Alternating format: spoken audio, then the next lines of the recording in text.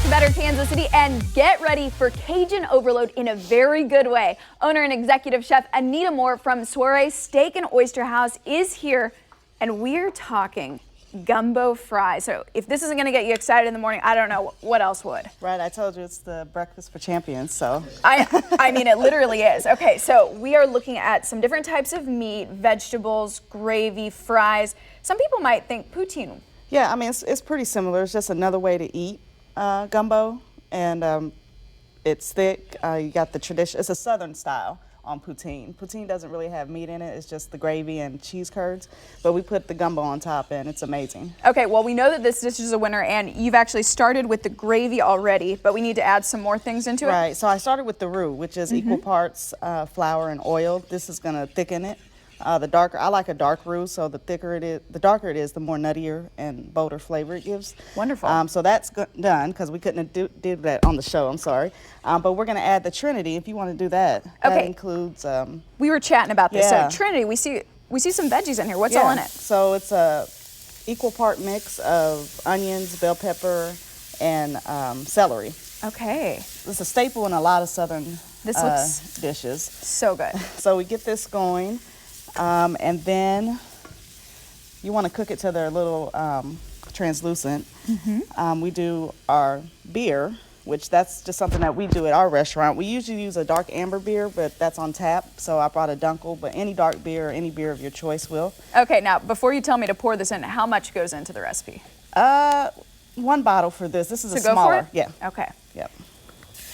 So note, Chef Anita was the one who told us to pour beer into the recipe. Here we go. Yes. There.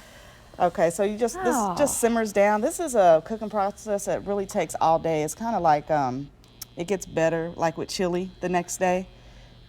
Flavors begin to evolve, and it just gets everything. But you kind of smell the nuttiness from the beer, and we're letting and the that veggies. nuttiness, and of course all the flavors just settle in all together. Right.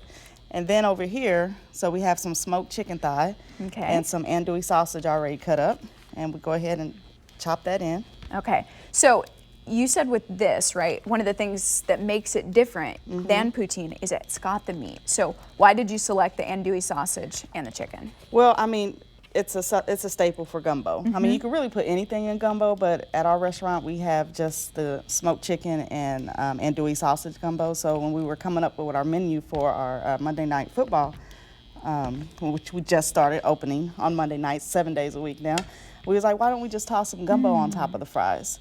So you just want to let this simmer. We also have some chicken stock. I'll go ahead and grab that. So, Chef Anita, this smells delicious. I love how all the flavors are coming together, and you can definitely get that nutty scent. Yeah.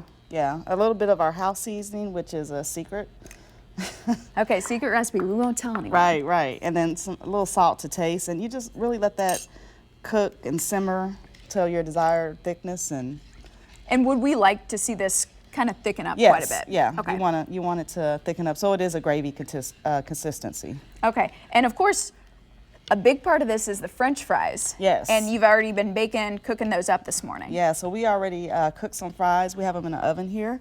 And I already have the gumbo that's ready too. So if you want to plate up, we can go ahead and pull it out. Let's put the whole thing together, because who doesn't want gumbo fries with andouille sausage right around 9:30 in the morning? That's going to kick any day off. All right. So here we go with the fries. Oh. I have such a weakness for French fries. Like, this could literally draw a tear. Thank you. All right, and if you want to go ahead and label the gumbo that's already made on there.